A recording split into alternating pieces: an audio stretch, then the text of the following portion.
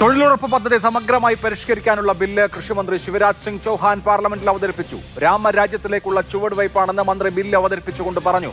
പദ്ധതിയുടെ പേരിൽ നിന്ന് മഹാത്മാഗാന്ധിയെ വെട്ടിമാറ്റി VBG റാംജി എന്ന് പേരിട്ടിരിക്കുകയാണ്. ഗുണഭോക്താക്കൾക്ക് നിശ്ചിത ദിവസത്തെ തൊഴിലും കൂലിയും ഉറപ്പു നൽകുന്ന ഡിമാൻഡ് ഡ്രിവൺ സ്കീമിൽ നിന്ന് ലഭ്യതയുടെ അടിസ്ഥാനത്തിലുള്ള ടാർഗറ്റ് ഡ്രിവൺ സ്കീമായി മാറി എന്നതാണ് തൊഴിലുറപ്പ് പദ്ധതിയിലെ മൗലികമായ മാറ്റം. കൂലിയുടെ 40% സംസ്ഥാനങ്ങൾ വഹിക്കണം. ഇതോടെ കേരളത്തിന് 1600 കോടി രൂപ പ്രതിവർഷം അധിക ബാധ്യത വരും. തൊഴിലുറപ്പ് പദ്ധതിയെ സമ്പൂർണ്ണമായി ഇല്ലാതാക്കി എന്ന് പ്രതിപക്ഷം ആരോപിക്കുകയും ചെയ്തു. ഈ വിഷയമാണ് ഇന്ന് സൂപ്പർ പ്രൈം ടൈം ചർച്ച ചെയ്യുന്നത്. എന്നോടൊപ്പം Shri K Sreekanth BJP, Shri M Liju Congress, Shri V Sivadasan MP CPM എന്നിവർ. ആദ്യം ശ്രീ M ലിജു, ഒന്ന്, RSSന്റെ സെന്റിനറി ഇയറിൽ മഹാത്മാഗാന്ധിയെ ഈ സ്കീമിന്റെ പേരിൽ നിന്ന് ഒഴിവാക്കിയിരിക്കുന്നു. രണ്ടാമത്തേത്, എന്താണോ ഈ തൊഴിലുറപ്പ് പദ്ധതി ലക്ഷ്യം വെച്ചത് അതിൻ്റെ മൗലികമായ കർത്തവ്യം തന്നെ മാറിയിരിക്കുന്നു, അതിൻ്റെ ഘടന തന്നെ മാറിയിരിക്കുന്നു. ഇത് തൊഴിൽ നൽകുക എന്നുള്ളതിനപ്പുറത്ത് ലഭ്യമായ തൊഴിൽ ചെയ്യിക്കുക എന്നുള്ള നിലയിലേക്ക് മാറിയിരിക്കുന്നു. ഈ പുതിയ തൊഴിൽ നിയമത്തെ, ഈ തൊഴിൽ നൽകുന്ന നിയമത്തെ എങ്ങനെ കാണണം?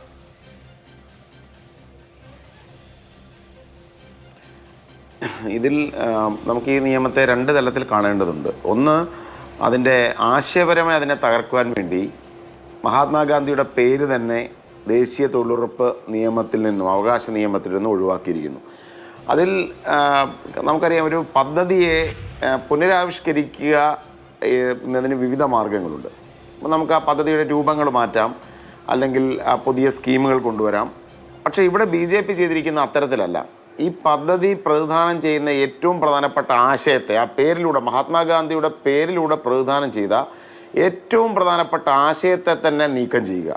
അതുവഴി അവർക്ക് മഹാത്മാഗാന്ധിയുടെ പേരിനോടുള്ള, അല്ലെങ്കിൽ മഹാത്മാഗാന്ധിയോടുള്ള നിതാന്തമായ ശത്രുത, സംഘപരിവാർ സംഘടനകൾ എല്ലാ കാലഘട്ടത്തിലും അവരുടെ ഉള്ളിൽ വെച്ച് പുലർത്തിയിരിക്കുന്ന ഗാന്ധി വിരുദ്ധതയാണ് ഈ പേര് മാറ്റുന്നതിലൂടെ അവർ ആദ്യം വ്യക്തമാക്കിയത്. പ്രത്യേകിച്ച് അതിനകത്തൊരു സിംബോളിക്കായ ചില കാര്യങ്ങളുണ്ട്. ഇത് പറഞ്ഞു വെക്കുന്ന പോലെ RSSന്റെ വാർഷികത്തിൽ, 100ാം വാർഷികത്തിൽ ഗാന്ധിജിയുടെ ഈ രാജ്യത്തെ ഏറ്റവും സർവ്വതല സ്പർശിയായ പദ്ധതിയിൽ നിന്നും, ഈ രാജ്യത്തെ സാധാരണക്കാരൻ്റെ ഏറ്റവും പ്രധാനപ്പെട്ട പദ്ധതിയിൽ നിന്നും ഗാന്ധിജിയുടെ പേര് നീക്കം ചെയ്യുന്നതിലൂടെ സംഘപരിവാർ പ്രസ്ഥാനങ്ങൾ കൃത്യമായൊരു സന്ദേശമാണ് അവരുടെ അണികൾക്ക് നൽകുന്നത്.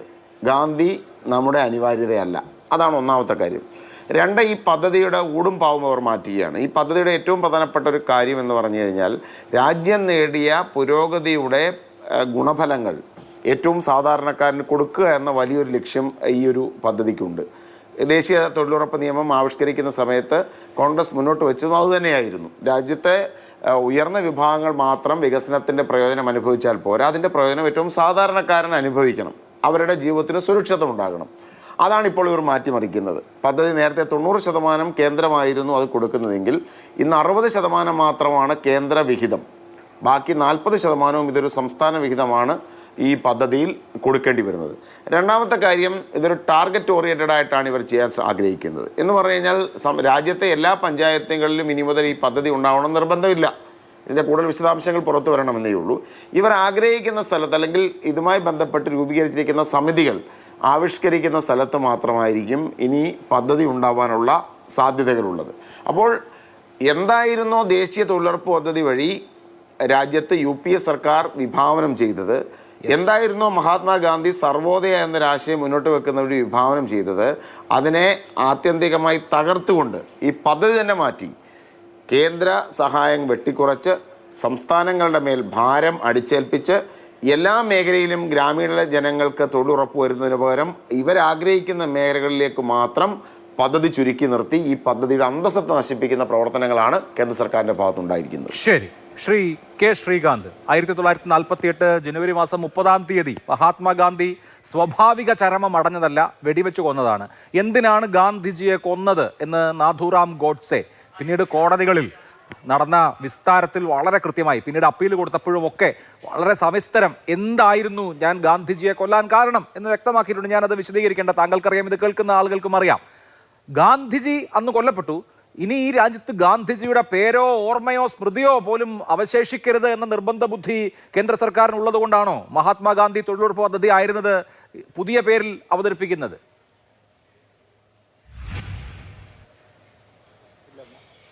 നാഥുറാം ഗോഡ്സെ എന്തുകൊണ്ട് ഗാന്ധിജിയെ കൊന്നതും എന്നോ അല്ലെങ്കിൽ നാഥുറാം ഗോഡ്സെയെ ന്യായീകരിക്കേണ്ട ഒരു ആവശ്യവും കേന്ദ്ര സർക്കാരിനോ BJPക്കോ ഞങ്ങൾക്കാർക്കുമില്ല. അതുകൊണ്ട് അത് ഞങ്ങളുമായിട്ട് ബന്ധപ്പെട്ടിട്ടുള്ള ഒരു വിഷയമേ അല്ലാത്തതുകൊണ്ട് അതിലേക്ക് ഞാൻ കടക്കുന്നില്ല. ഇപ്പോഴത്തെ വിഷയം, ഇവിടെ ഒരു പുതിയ നിയമം കൊണ്ടുവരുന്നു. ആ നിയമം കൊണ്ടുവരുമ്പോൾ അതിന് ആവശ്യമില്ലാതെ മഹാത്മാഗാന്ധിയുടെ പേര് വലിച്ചെടുത്ത് രാഷ്ട്രീയ നേട്ടമുണ്ടാക്കാനാണ് നോക്കുന്നത്. 2008 ഗ്രാമീണ തൊഴിലുറപ്പ് പദ്ധതി, ആ പദ്ധതി നടപ്പിലാക്കുന്ന സമയത്ത് മഹാത്മാഗാന്ധിജിയുടെ പേരുണ്ടായിരുന്നില്ല. പിന്നീടാണ് അത് കൊണ്ടുവന്നിട്ടുള്ളത്. അതവിടെ ഇരിക്കട്ടെ. ഇവിടെ അന്നത്തെ സാഹചര്യത്തിൽ കൊണ്ടുവന്നിട്ടുള്ളൊരു നിയമം ഇന്ന് ആ സാഹചര്യം മാറിയിട്ട് പരിഷ്കരിക്കുന്നതിനെ കുറിച്ച് നമുക്ക് ചർച്ച ചെയ്യാം. അപ്പൊ ഗാന്ധിജി ഒരു രാഷ്ട്രീയ നേതാവ് എന്നുള്ളതിനപ്പുറത്ത് രാഷ്ട്രപിതാവല്ലേ? ഗാന്ധിജി ആ നിലയ്ക്ക് ഇന്ത്യക്ക് വഴികാട്ടിയായ ഒരു ബിംബമാണ്. പുതിയ നിയമം കൊണ്ടുവരുമ്പോ ഗാന്ധിജിയെ, മഹാത്മജിയെ അതിനകത്ത് നിന്ന് മാറ്റണം എന്നുള്ള നിർബന്ധ ബുദ്ധി എന്തായിരുന്നു? ആദ്യം ആലോചനയിൽ പുണ്യ ബാപ്പു എന്ന പേര് ആലോചിച്ചതാണല്ലോ. പേരിൽ എങ്ങനെയെങ്കിലും ഒരു റാം വേണം, പക്ഷേ ഗാന്ധിജി ഉണ്ടാവാൻ പാടില്ല എന്നുള്ളത് രാഷ്ട്രീയമായ ഒരു നിർബന്ധ ബുദ്ധി ആയിരിക്കുമല്ലോ. ഇല്ല, സ്വാഭാവികമായിട്ടും അല്ല, തീർച്ചയായിട്ടും അങ്ങനെയല്ല. ഇവിടെ ഇപ്പോൾ സർക്കാർ ചെയ്യുന്നത്, കേന്ദ്ര സർക്കാർ ചെയ്യുന്നത്, മോദി സർക്കാർ ചെയ്യുന്നത് വളരെ വ്യക്തമായിട്ടുള്ള ഒരു കാഴ്ചപ്പാടോട് കൂടിയിട്ടാണ് രാജ്യത്തെ നയിക്കുന്നത്. നമ്മുടെ രാജ്യം സ്വാതന്ത്ര്യത്തിൻ്റെ 100ാം വാർഷികം ആഘോഷിക്കുന്ന 2047 ഒരു വികസിത ഭാരതമാകണമെന്നാണ് നരേന്ദ്രമോദി സർക്കാർ ആഗ്രഹിക്കുന്നത്, നമ്മളെല്ലാവരും ആഗ്രഹിക്കുന്നത്. അപ്പോൾ അതിന് വ്യക്തമായിട്ടുള്ള ഒരു പ്ലാനിങ് വേണം, ഒരു ആസൂത്രണം വേണം. അങ്ങനെ ഗാന്ധിജിയുടെ പേരെങ്ങനെയാണ് ശ്രീകാന്ത് ഒരു തടസ്സമാവുന്നത്? 47 ഭാരതം വികസിതമാവുന്നതിനോ അതിന് പദ്ധതി ആവിഷ്കരിക്കുന്നതിനോ ആരും എതിരല്ല. ഈ പറഞ്ഞ വികസിത ഭാരതത്തിന് മഹാത്മജിയുടെ പേരൊരു തടസ്സമാണോ? അതിനൊരു കളങ്കമാണോ? എന്തിനാണ് ഈ ഗാന്ധിജി അവിടെ നിന്ന് വെട്ടിമാറ്റുന്നത്? അതാണ് നമ്മുടെ ആദ്യത്തെ പോയിന്റ്. അല്ല, ഞാൻ അതിനാണ് പറഞ്ഞു വരുന്നത്. മഹാത്മാഗാന്ധിജിയുടെ പേര്, ആ മഹാത്മാഗാന്ധിജിയുടെ പേരും മഹാത്മാഗാന്ധിയെയും അദ്ദേഹത്തിൻ്റെ ആശയത്തെയും ഉൾക്കൊള്ളുന്ന രാഷ്ട്രീയ പാർട്ടിയാണ് ഞങ്ങളുടെ 5 തത്വത്തിൽ ഒന്ന് ഗാന്ധിയൻ തത്വമാണ്. ഗാന്ധിജിയുടെ ആശയമാണ്. BJPയുടെ ഒരു മെമ്പർ അറിഞ്ഞിരിക്കേണ്ടത്, അത് അറിഞ്ഞിട്ട് വേണം മെമ്പർഷിപ്പ് എടുക്കണമെന്ന് ആഗ്രഹിക്കുന്ന ഒരു പാർട്ടിയാണ്. 5 തത്വങ്ങളിൽ ഒരു തത്വം എന്ന് പറയുന്നത് ഗാന്ധിയൻ സിദ്ധാന്തം. അത് അംഗീകരിക്കണം. അത് അംഗീകരിച്ചുകൊണ്ടാണ് ഞങ്ങൾ മെമ്പർഷിപ്പ് എടുക്കുന്നത്. അതുകൊണ്ട് ഗാന്ധിജിയുടെ പേര്, കോൺഗ്രസും BJPയും കാതലായിട്ടുള്ള വ്യത്യാസമുണ്ട്. കോൺഗ്രസ് ചെയ്യുന്നത് ഗാന്ധിജിയുടെ പേര് ഉപയോഗിച്ചുകൊണ്ട് രാഷ്ട്രീയ പ്രവർത്തനം മുതലെടുപ്പ് നടക്കുകയാണ്. വ്യാജ ഗാന്ധിമാരുടെ പേര് വെച്ചുകൊണ്ടാണ് യഥാർത്ഥത്തിലുള്ള ഗാന്ധി സിദ്ധാന്തത്തെയും ഗാന്ധി തത്വത്തെയും നിരാകരിച്ചുകൊണ്ട് ഇവിടെ കോൺഗ്രസ് നടക്കുന്നത്. പക്ഷെ ഞങ്ങൾ ഗാന്ധിജിയുടെ സിദ്ധാന്തത്തെയും പൂർണ്ണമായിട്ടും അംഗീകരിച്ചുകൊണ്ട് rural employment guarantee scheme MNREGA, Mahatma Gandhi national employment guarantee സ്കീമാണല്ലോ. പറയാൻ നിങ്ങൾ അനുവദിക്കൂ. അല്ല, എന്റെ പോയിന്റിലേക്ക് അങ്ങ് വരുന്നില്ല. പറയട്ടെ. അതായത് പരിഷ്കാരവും ആകാം, അതിൽ ഗാന്ധിജി ഗാന്ധിജി തടസ്സമല്ല, ഗാന്ധിജിയുടെ പേരും തടസ്സമല്ല, ഗാന്ധിജിയും തടസ്സമല്ല, ഗാന്ധിജിയുടെ തത്വ സിദ്ധാന്തങ്ങളും ഞങ്ങൾക്ക് തടസ്സമല്ല. ഞാൻ പറഞ്ഞില്ലേ, ഗാന്ധിയൻ സിദ്ധാന്തം, ആ തത്വം അംഗീകരിച്ചുകൊണ്ടാണ് ഞങ്ങളൊക്കെ BJP മെമ്പർഷിപ്പ് എടുത്തിട്ടുള്ളത്. അപ്പോൾ അതിൽ ഞങ്ങൾക്ക് ഗാന്ധിജിയെ ഒരു കാരണവശാലും നിരാകരിക്കേണ്ട ആവശ്യമില്ല. പിന്നെ എന്തിനാണ് ഇങ്ങനെ വെറുതെ ഇല്ലാണ്ട് ഈ എല്ലാത്തിലും അതിനെ കൂട്ടിക്കൊഴിക്കുന്നതെന്നാണ് മനസ്സിലാവാത്തത്. ഞാൻ പറയുന്നത് 2047 വികസിത ഭാരതം എന്ന് പറയുന്ന ഞങ്ങളുടെ നരേന്ദ്രമോദിജിയുടെ, നമ്മുടെ പ്രധാനമന്ത്രിയുടെ സങ്കല്പം, അദ്ദേഹത്തിൻ്റെ ലക്ഷ്യം, ആ ലക്ഷ്യത്തിലേക്ക് എത്താൻ ഒരു ദീർഘവീക്ഷണത്തോടു കൂടിയിട്ട് ഒരു നിയമം കൊണ്ടുവരുന്നു. അപ്പോൾ അതിനനുസരിച്ചിട്ടുള്ള ഒരു ടൈറ്റിൽ അതിന് കൊടുക്കുന്നു, അതിനൊരു പേര് കൊടുക്കുന്നു എന്നതിനപ്പുറത്ത് നേരത്തെ ഒരു നിയമമുണ്ടായതിനെ, ആ നിയമമുള്ളതിൽ മഹാത്മാഗാന്ധി ഉള്ളതുകൊണ്ട് ഇപ്പോൾ വരുമ്പോൾ മഹാത്മാഗാന്ധി ഇല്ലാത്തത് കൊണ്ട് എങ്ങനെയാണ് അത് ഗാന്ധിജിയെ നിന്ദിക്കലാകുന്നത്? അത് അന്നത്തെ ഒരു സാഹചര്യത്തിൽ ഒരു പേര് വെച്ചു. ഇന്ന് പുതിയ ഒരു സാഹചര്യത്തിൽ അല്ലെങ്കിൽ പുതിയ ഒരു ലക്ഷ്യം വെക്കുമ്പോൾ അതിനനുസൃതമായിട്ടുള്ള ഒരു പേര് വെക്കുന്നു. അതിനപ്പുറത്ത് എന്താണ്, ഇതിനെന്താണ് ദുർവ്യാഖ്യാനം ചെയ്യുന്നത് എന്നാണ് ഞങ്ങൾ ചോദിക്കുന്നത്. വളരെ കൃത്യമായിട്ട് അങ്ങ് വിശദീകരിക്കുന്നില്ല. 2047 വികസിതമാകണം രാജ്യം, ഗാന്ധിജിയെ ഒഴിവാക്കാനുള്ള കാരണമല്ലല്ലോ. നിക്കട്ടെ, ഞാൻ ഇത് കേവലം ഒരു സർക്കാർ പദ്ധതിയല്ല. കഴിഞ്ഞ 20 വർഷം ഗാന്ധിജിയെ എടുത്താൽ ഒഴിവാക്കുന്നില്ലല്ലോ. ഫ്ലാഗ്ഷിപ്പ് പ്രോഗ്രാം ഞാൻ- എന്നറിയപ്പെടാൻ അർഹതയുള്ള രാജ്യത്തെ ജനങ്ങളുടെ ജീവിത നിലവാരം മാറ്റിയ ഒരു പദ്ധതിയാണ്. പ്രതിപക്ഷത്തിരിക്കുമ്പോൾ നരേന്ദ്രമോദി ഈ പദ്ധതിയെ വിമർശിച്ചിട്ടുണ്ടെന്ന് മാത്രമല്ല, UPA-യുടെ പരാജയത്തിന്റെ സ്മാരകമാണ് തൊഴിലുറപ്പ് പദ്ധതി എന്ന് നരേന്ദ്രമോദി പറഞ്ഞിട്ടുണ്ട്. പക്ഷേ അദ്ദേഹം ഭരിക്കുന്ന 11ാമത്തെ കൊല്ലവും തൊഴിലുറപ്പ് പദ്ധതി നിർത്തിയില്ല എന്ന് മാത്രമല്ല, കോവിഡ് സമയത്ത് ഇന്ത്യൻ ഗ്രാമങ്ങൾ സമ്പൂർണ്ണമായി ഇല്ലാതായി പോവാതിരിക്കാൻ, വറുതിയിലേക്ക് പോവാതിരിക്കാൻ ഏറ്റവും പ്രധാനപ്പെട്ട ഘടകമായി നിന്ന് പോവാതിരിക്കാനുള്ള ഏറ്റവും പ്രധാനപ്പെട്ട ഘടകം എന്ന് പറയുന്നത് തൊഴിലുറപ്പ് പദ്ധതിയായിരുന്നു. തൊഴിലുറപ്പ് പദ്ധതിയുടെ സ്ട്രൈക്ക് റേറ്റ് ആ കോവിഡ് കാലം എടുത്താൽ നമുക്ക് വളരെ വ്യക്തമാവും. ശരിക്കും രാജ്യത്തിന്റെ മുഖച്ഛായ മാറ്റിയ, റൂറൽ ഇന്ത്യയെ മാറ്റിമറിച്ച ഒരു പദ്ധതിയാണ്. അപ്പോൾ ആ പദ്ധതി നിങ്ങൾക്കൊരു പക്ഷേ രാഷ്ട്രീയമായി അത് അവരുടെ ക്രെഡിറ്റ് എന്നുള്ള കാര്യം വലിയ ബുദ്ധിമുട്ടുണ്ടാക്കുന്നുണ്ടാവും. അതിനപ്പുറത്തെ പദ്ധതിയെ, അതിൽ ഗാന്ധിജിയുടെ സ്മൃതിയൊക്കെ ഇല്ലാതാക്കേണ്ട കാര്യമുണ്ട്. എന്താണ് താങ്കൾ ഈ പറയുന്ന പുതിയ സാഹചര്യം? ഞാൻ പറയട്ടെ, ഞാൻ പറഞ്ഞുകൊണ്ട് വരികയല്ലേ, നിങ്ങൾ എല്ലാത്തിലും ഇടപെട്ടാലോ? നിങ്ങൾ എന്നെ പറയാൻ അനുവദിക്കണ്ടേ? 2047 ഭാരതത്തിൻ്റെ സ്വാതന്ത്ര്യം 100ാം വാർഷികം ആഘോഷിക്കുമ്പോൾ നമ്മുടെ രാജ്യം വികസിത ഭാരതമാകണമെന്നാണ്. അപ്പോൾ ആ വികസിത ഭാരതമാകണമെങ്കിൽ ഓരോ നാടും വികസിക്കണം. അതിന് കൃത്യമായിട്ടുള്ളൊരു കാഴ്ചപ്പാട് മുന്നിൽ കണ്ടുകൊണ്ടാണ് ഇത്തരം വലിയ മാറ്റങ്ങൾ കൊണ്ടുവന്നിരിക്കുന്നത്. ഞാൻ നേരത്തെ പറഞ്ഞില്ലേ, അന്നത്തെ ഒരു സാഹചര്യത്തിൽ മഹാത്മാഗാന്ധിയുടെ പേരിലൊരു നിയമം കൊണ്ടുവരുന്നു, ഒരു സ്കീം കൊണ്ടുവന്നു. ഇന്നത്തെ 2047 ഭാരതത്തിന്റെ ഒരു 100ാം വാർഷികമാകുമ്പോൾ ഭാരതം മൊത്തത്തിൽ വികസിത ഭാരതമാകണമെന്ന ഒരേ കാര്യം തന്നെ കാസറ്റ് റീപ്ലേ ചെയ്യുന്നത് മാതിരി ആവർത്തിക്കുകയാണ്. ഇപ്പോ 1948 ഒരു പ്രത്യേക സാഹചര്യത്തിൽ ഗാന്ധിജിയെ കൊല്ലേണ്ടി വന്നു. ഇപ്പോൾ 2025 ഒരു പ്രത്യേക സാഹചര്യത്തിൽ തൊഴിലുറപ്പ് പദ്ധതിയിൽ നിന്ന് അദ്ദേഹത്തിന്റെ പേര് ഒഴിവാക്കേണ്ടി വന്നു. ഇനി 2047 ആകുമ്പോൾ ഒരു പ്രത്യേക സാഹചര്യത്തിൽ ഗാന്ധിജിയുടെയോ മറ്റ് സ്വാതന്ത്ര്യ സമര സേനാനികളുടെയോ ഓർമ്മകളെ ബാക്കി ഉണ്ടാവില്ല. എല്ലാം പ്രത്യേക സാഹചര്യമാണ്. വികസിതമായ മാത്രം മതിയോ? അല്ല, അങ്ങനല്ല. ഒരു നിയമം നേരത്തെ 2009 മഹാത്മാഗാന്ധിയുടെ പേരിൽ ഒരു നിയമം കൊണ്ടുവന്നു. അതുകൊണ്ട് എല്ലാ നിയമത്തിനും അങ്ങനെ തന്നെ പേര് വെക്കണമെന്ന് പറയാൻ പറ്റുമോ? ഇപ്പോൾ ഇതിനിടയിൽ എത്ര നിയമങ്ങൾ വന്നിട്ടുണ്ട്, അതിൽ മഹാത്മാഗാന്ധിയുടെ പേര് വെച്ചിട്ടില്ല എന്നുള്ളത് കൊണ്ട് BJP സർക്കാർ, നരേന്ദ്രമോദി സർക്കാർ ഈ നാട്ടിൽ ഗാന്ധിജിയെ നിന്ദിക്കുകയാണെന്ന് പറയാൻ പറ്റുമോ?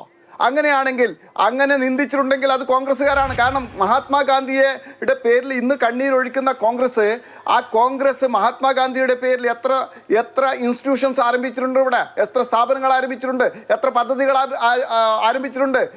ഈ മഹാത്മാഗാന്ധിയുടെ പേരിൽ തുടങ്ങിയിട്ടുള്ള പദ്ധതികളുടെ ഒരു 100 ഇരട്ടിയെങ്കിലും ഈ നെഹ്റു കുടുംബത്തിന്റെ പേരിലുള്ള പദ്ധതികളാണ് കോൺഗ്രസ് സർക്കാർ സ്ഥാപിച്ചിട്ടുള്ളത്.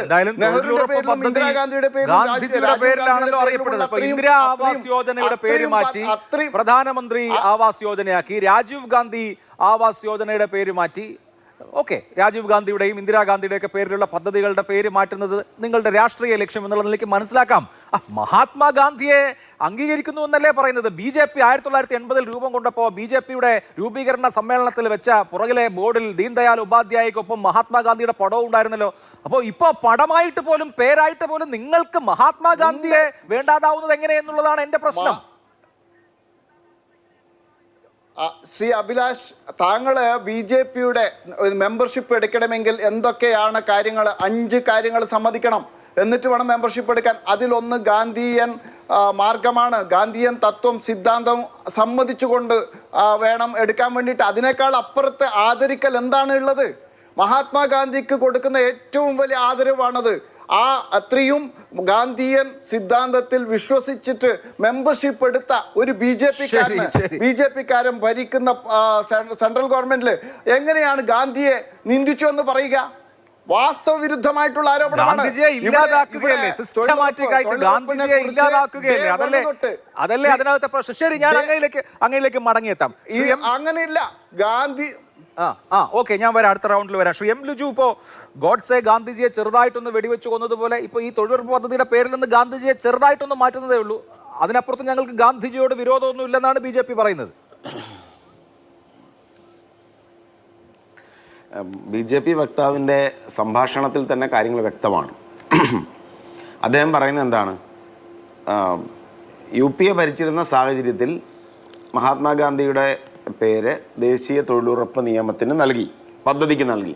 ഇന്നിപ്പോൾ സാഹചര്യം മാറിയിരിക്കുന്നു. അതുകൊണ്ട് ഞങ്ങൾ മാറ്റുന്നു. ശരിയാണ്, സാഹചര്യം മാറി. അന്നത്തെ കാലഘട്ടത്തിൽ മഹാത്മാഗാന്ധിയെ ആദരിക്കുന്ന, മഹാത്മാഗാന്ധിയുടെ ദർശനങ്ങൾ ഈ രാജ്യത്ത് നടപ്പിൽ വരുത്തണമെന്ന് ആഗ്രഹിക്കുന്ന ഒരു സർക്കാർ രാജ്യത്തുണ്ടായിരുന്നു. അവർ നിരവധി പദ്ധതികൾ ഗാന്ധിജിയുടെ പേരിൽ പ്രാപ്തിക്ക്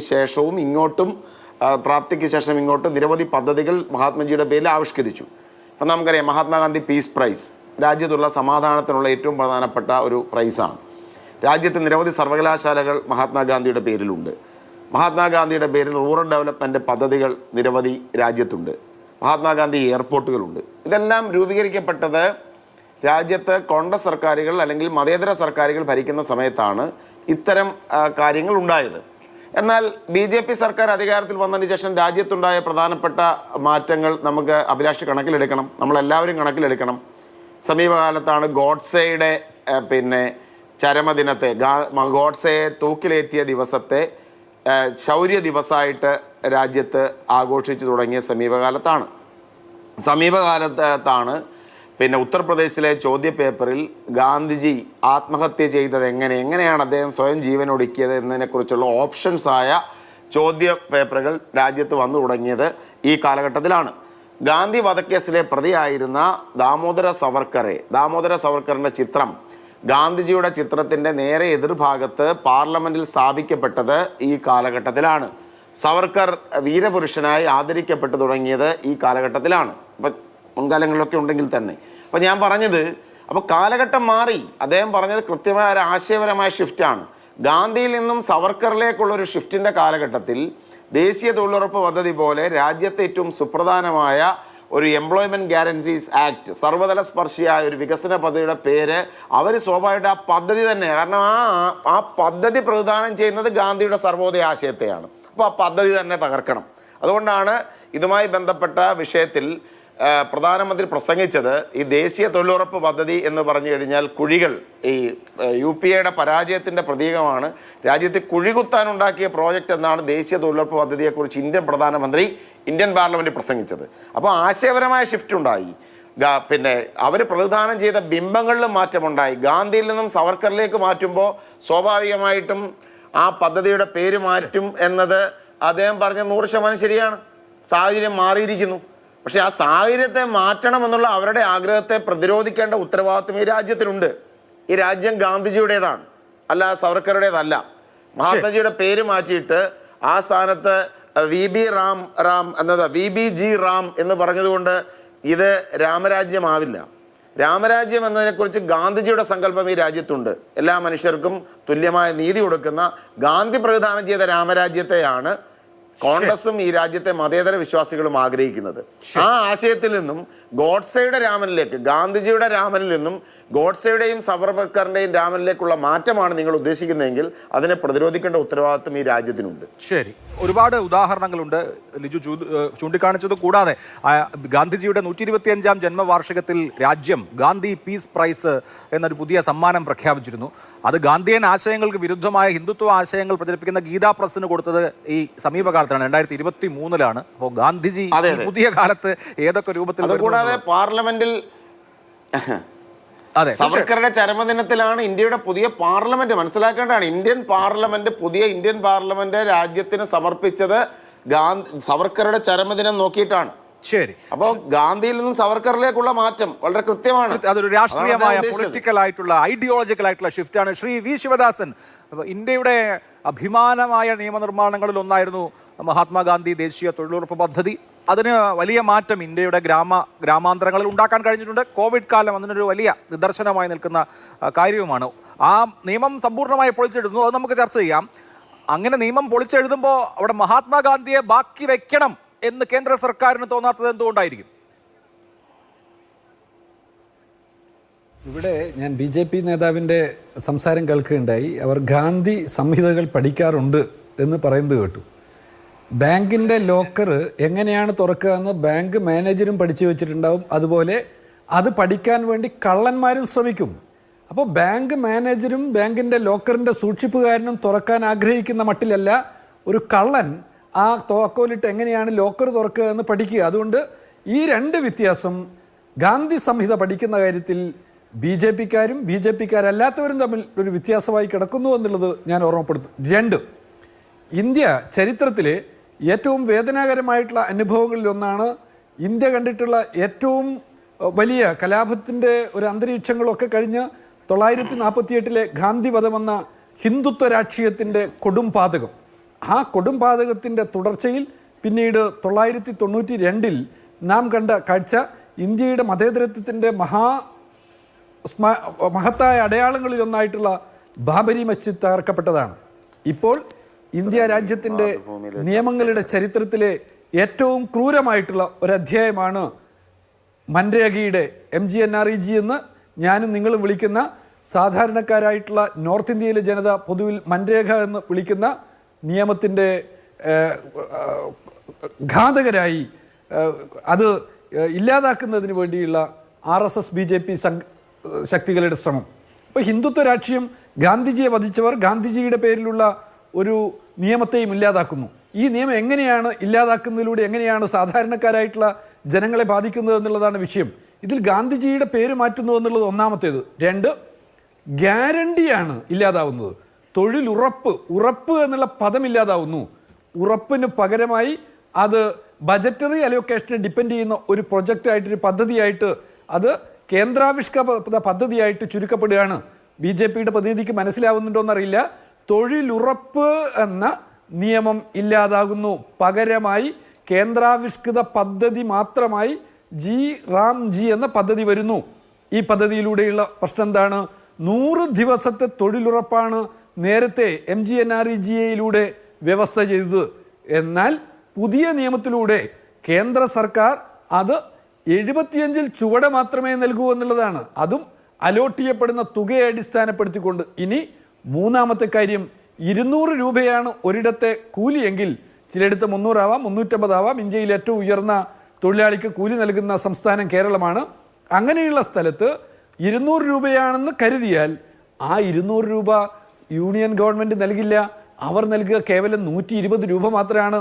നേരത്തെ MGNREG ആക്ട് എന്ന് പറയുന്നത് അതൊരു ഡിമാൻഡ് ഡ്രിവൺ ആക്ട് പ്രൊജക്റ്റിൻ്റെ ഭാഗമായിട്ടാണെന്ന് പറഞ്ഞാൽ നിങ്ങൾക്ക് നാട്ടിൻ പുറത്ത് എത്ര തൊഴിലാണോ എടുക്കേണ്ടത്, എത്ര തൊഴിലാളികൾക്കാണോ 100 തൊഴിൽ ആവശ്യമായിട്ട് വരിക, അവർക്ക് പറ്റുന്ന നിലയിൽ തദ്ദേശ സ്വയംഭരണ സ്ഥാപനങ്ങൾക്ക് പ്രൊജക്റ്റുകൾ ഉണ്ടാക്കാനും അതിനെ അടിസ്ഥാനപ്പെടുത്തിക്കൊണ്ട് തൊഴിലാളികൾക്ക് തൊഴിൽ നൽകാനും പറ്റുമായിരുന്നു. അങ്ങനെയാണ് നമ്മുടെ നാട്ടിൻ പുറത്ത് കുറേയേറെ റോഡുകൾ ഉണ്ടായത്, കലുങ്കുകൾ ഉണ്ടായത്. നമ്മുടെ നാട്ടിലെ കൃഷിയിടങ്ങളിൽ പലയിടത്തും തരിശു നിലങ്ങളിൽ കൃഷി ഇറക്കപ്പെടുന്നതിനുള്ള അടിസ്ഥാന സൗകര്യങ്ങൾ ഒരുക്കപ്പെട്ടത്. ഇതൊക്കെ അതിൻ്റെ ഭാഗമായിട്ടാണ്. പിന്നീട് BJP സർക്കാർ തന്നെ അതിന് 20 പ്രൊജക്റ്റുകൾ മാത്രമെന്ന നിലയിലേക്ക് നിബന്ധന വെച്ചു. ഡിമാൻഡ് ഡ്രിവൺ എന്നുള്ളതിനെ അവരുടെ ഉത്തരവുകളിലൂടെ തന്നെ തകർക്കുന്ന നിലയുണ്ടായി. അതിൻ്റെയും തുടർച്ചയിൽ നാം ഇപ്പോൾ കാണുന്നത് എന്താണ്? അത് ബജറ്ററി അലോക്കേഷൻ്റെ ഭാഗമായിട്ടുള്ള കേവലം ഒരു കേന്ദ്രാവിഷ്കൃത സ്കീം മാത്രമായിട്ട് മാറ്റുന്നു എന്നുള്ളതാണ്. അപ്പോൾ ഇന്നലെ ഗാന്ധിജിയെ കൊന്ന നാഥുറാമിൻ്റെ രാഷ്ട്രീയം ഇന്ന് ഗാന്ധിജിയുടെ പേരിലുള്ള ഇന്ത്യ കണ്ടിട്ടുള്ള ഏറ്റവും മികച്ച നിയമങ്ങളിലൊന്നായിട്ടുള്ള മൻരേഗ എന്ന നിയമത്തെ ഇല്ലാതാക്കുന്നു എന്നുള്ളതാണ് നമ്മുടെ മുമ്പിലുള്ള കാഴ്ച. അവിടെയും ഇവർ രാമന്റെ പേര് ഉപയോഗിക്കുന്നു എന്നുള്ളതാണ് മറ്റൊരു കാര്യം. ഗാന്ധിജിയെ കൊന്ന നാഥുറാം രാമനെ വിളിച്ചാണ് കൊന്നത് എന്നുള്ളതുപോലെ ഇവിടെ ഗാന്ധിജിയുടെ പദ്ധതിയെ കൊല്ലാനും ഇവർ രാമന്റെ പേര് തന്നെ ഉപയോഗിക്കുന്നു എന്നുള്ളതും നമ്മുടെ മുമ്പിലുള്ള കാഴ്ചയാണ്. ഇത് അത്യന്തം അപകടകരമായിട്ടുള്ള ഇന്ത്യയിലെ റൂറൽ ഇന്ത്യയിലെ സാധാരണക്കാരായ മനുഷ്യരുടെ തൊഴിലെടുക്കാനുള്ള സാഹചര്യത്തെ ഇല്ലാതാക്കുന്ന ഒരു നിയമനിർമ്മാണമാണ്. ഒന്നുകൂടി ഞാൻ കൂട്ടിച്ചേർക്കാം.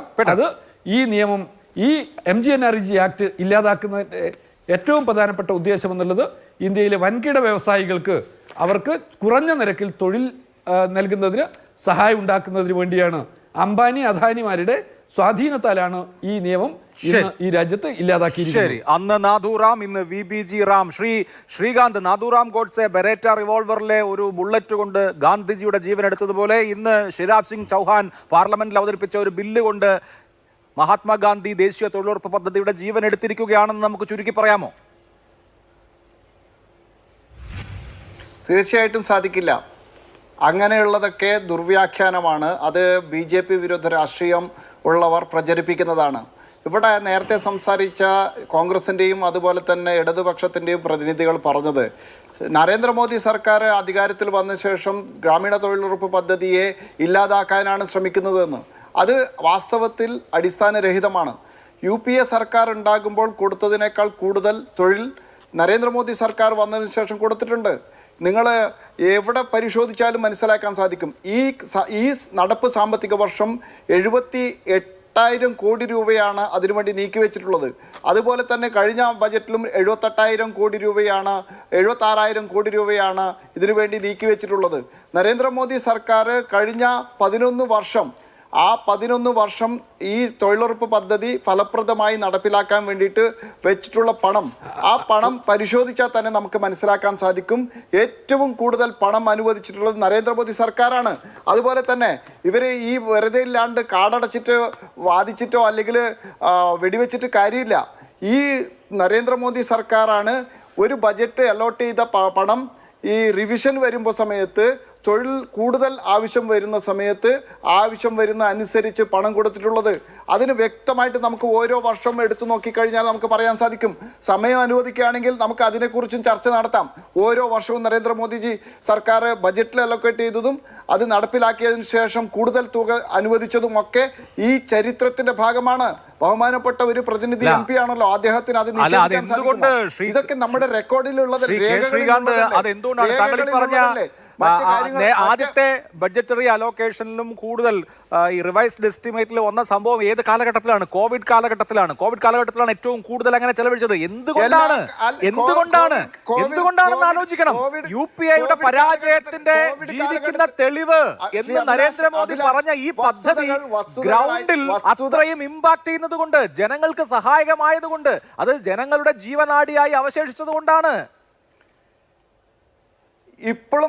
ഇപ്പോഴും അല്ല, ഈ എല്ലാ സമയത്തും കൂട്ടിയിട്ടുണ്ട്, കഴിഞ്ഞ വർഷവും കൂട്ടിയിട്ടുണ്ട്. ബജറ്റ് അലോക്കേഷനേക്കാൾ കൂടുതൽ പണം ഈ കഴിഞ്ഞ 2024-25 ബജറ്റിൽ കൊടുത്തിട്ടുണ്ട്. അതിലൊരു വ്യത്യാസവും വരുത്തിയിട്ടില്ല. സംസ്ഥാന സർക്കാരുകൾ ആ സ്കീമിൻ്റെ മാനദണ്ഡങ്ങൾ പാലിച്ച് ആവശ്യപ്പെട്ടതനുസരിച്ച് ജോബ് ലേബർ ബജറ്റ് അനുവദിച്ചിട്ടുണ്ട്. അത് റിവൈസ് ചെയ്യുമ്പോൾ കൂടുതൽ തൊഴിൽ ദിനങ്ങൾ ആവശ്യമുണ്ടെങ്കിൽ തൊഴിൽ ദിനങ്ങൾ അനുവദിച്ചിട്ടുണ്ട്, പണം അനുവദിച്ചിട്ടുണ്ട്. യാതൊരു തരത്തിലുള്ള വിവേചനമോ യാതൊരു തരത്തിലുള്ള അട്ടിമറി നടത്താൻ നരേന്ദ്രമോദി സർക്കാർ നടപ്പിലാക്കിയിട്ടില്ല. ഇപ്പോൾ വാസ്തവത്തിൽ ഇവിടെ പ്രചരിപ്പിക്കുന്നത് അപപ്രചരണമാണ്. നേരത്തെ 100 ദിനമുള്ളത് 125 ദിവസമായിട്ട് ഗ്രാമീണർക്ക് തൊഴിൽ ഉറപ്പ് നൽകുകയാണ്. അതേപോലെ തന്നെ സംസ്ഥാനത്തിന്റെ വിഹിതത്തെ കുറിച്ച് പറഞ്ഞു. ഉറപ്പാണ്. നിങ്ങൾ തൊഴിലുണ്ടെങ്കിൽ, തൊഴിൽ ലഭ്യമാണ് എങ്കിൽ കൊടുക്കും എന്നുള്ളതാണ്.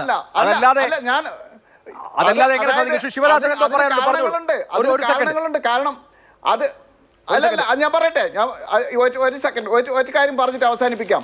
ഇത് കഴിഞ്ഞ വർഷങ്ങളിൽ നമ്മുടെ അനുഭവം, സർക്കാരിൻ്റെ മുമ്പിലുള്ള അനുഭവത്തിൻ്റെ അടിസ്ഥാനത്തിൽ പാർലമെന്ററി സബ്ജക്റ്റ് കമ്മിറ്റി അടക്കം പരിശോധിച്ച് നൽകിയിട്ടുള്ള റെക്കമെൻഡേഷനൊക്കെ പരിശോധിച്ചിട്ടാണ് ഇതിൽ നടപ്പിലാക്കുമ്പോൾ വരുന്ന അപാകതകൾ പരിഹരിച്ചുകൊണ്ടുള്ള അതിന് സമഗ്രമായിട്ടുള്ള മാറ്റം വരുത്തി ഇത് ഫലപ്രദമായിട്ട് വികസനത്തിന് വേണ്ടി നാടിൻ്റെ ഗ്രാമപ്രദേശങ്ങളുടെ ഗ്രാമീണരുടെ വികസനത്തിന് ലക്ഷ്യം വെച്ചുകൊണ്ടുള്ള കൃത്യമായിട്ടുള്ള കാഴ്ചപ്പാടോട് കൂടിയിട്ടാണ്. ശ്രീ വി ശിവദാസൻ MP ഈ പദ്ധതി കൂടുതൽ ലക്ഷ്യവേദിയാക്കാൻ, കൂടുതൽ ഗ്രാമീണരെ സഹായിക്കാൻ ആണ് ഇതിൽ മാറ്റം കൊണ്ടുവരുന്നത്. അത് നിരവധിയായ പാർലമെന്ററി സ്റ്റാൻഡിംഗ് കമ്മിറ്റികളുടെ ശുപാർശകൾ പരിഗണിച്ചുള്ള പോസിറ്റീവായിട്ടുള്ളൊരു മാറ്റമാണ് എന്നുള്ളതാണ് BJP വിശദീകരിക്കുന്നത്. ഇന്ത്യയിലെ കോടിക്കണക്കിനായ മനുഷ്യരുടെ ജീവിതത്തെ ബാധിക്കുന്ന ഒരു നിയമം, അതിൻ്റെ പ്രത്യേകത തൊഴിലുറപ്പ് പദ്ധതിയാണ്, ഗ്യാരണ്ടി നൽകുന്നതാണ്. ഇവർ ഗ്യാരണ്ടി എടുത്തു കളഞ്ഞു. അതിനുമപ്പുറത്ത് ഹാർവസ്റ്റ് സീസണിനകത്ത് അവർക്ക് 60 ദിവസത്തെ തൊഴിൽ ആ ദിവസം നൽകില്ല. അതുകൂടി നിയമത്തിൻ്റെ ഭാഗമാണ്, ഇപ്പോൾ കൊണ്ടുവരാൻ പോകുന്ന ബില്ലിൻ്റെ ഭാഗമാണ്. അപ്പോൾ എങ്ങനെയാണിത് സാധാരണക്കാർക്ക് അനുകൂലമാകുക? നിലവിലുണ്ടായിരുന്ന തൊഴിൽ വെട്ടിക്കുറക്കുന്നതാണോ സാധാരണക്കാർക്ക് അനുകൂലം?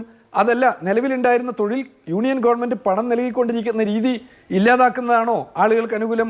അതല്ല, അതിനും അപ്പുറത്ത് ഈ പറയുന്ന കണക്കിൽ തന്നെ വന്നിട്ടുള്ള വൈരുദ്ധ്യം, അദ്ദേഹം BJPയുടെ പ്രതിനിധി പറഞ്ഞിട്ടുള്ള കണക്കിൽ ഏറ്റവും വലിയ വൈരുദ്ധ്യം എന്താണ്? അദ്ദേഹത്തിന് കണക്ക് നോക്കിയാൽ മനസ്സിലാവും. അദ്ദേഹം നോക്കാത്തതുകൊണ്ടോ പഠിക്കാത്തതുകൊണ്ടോ ആണോ എന്ന് എനിക്കറിയില്ല. കഴിഞ്ഞ ഓരോ വർഷങ്ങളിലും നൽകിയിട്ടുള്ള തുക കുറച്ചു കൊണ്ടുവരികയാണ് ചെയ്തത്. അത് കഴിഞ്ഞ വർഷം 2024-25 85 85,839 കോടി രൂപയാണ് കൊടുത്തിട്ടുള്ളത്. നോക്കുക, അതിന് തൊട്ട് മുമ്പ് 90,810 കോടി രൂപയാണ്. അതിൻ്റെ മുമ്പ് 98,000 കോടിയാണ്. അതിനു മുമ്പ് എടുത്തു കഴിഞ്ഞാൽ 1,11,171 കോടിയാണ്. ഓരോ വർഷവും നൽകുന്ന തുക കുറച്ചുകൊണ്ടിരിക്കുക എന്നുള്ളതാണ് കാണുന്നത്. അതിനൊപ്പം തന്നെ BJP സർക്കാർ വന്നതോടൊപ്പം എന്താക്കി, ആധാർ ലിങ്ക്ഡ് പേയ്മെൻറ്റ് സിസ്റ്റം എന്ന പേരിൽ കുറേ ആളുകൾക്ക് പണം കൊടുക്കാതായി. ഇവർ തന്നെയാണ് എവിടെയാണോ വർക്ക് സൈറ്റ്, ആ വർക്ക് സൈറ്റിൽ ഇരുന്നു കൊണ്ട് തൊഴിലെടുക്കുന്ന ആളുകൾ ഫോട്ടോ എടുത്തിട്ട് അപ്ലോഡ് ചെയ്യണമെന്ന് പറഞ്ഞു.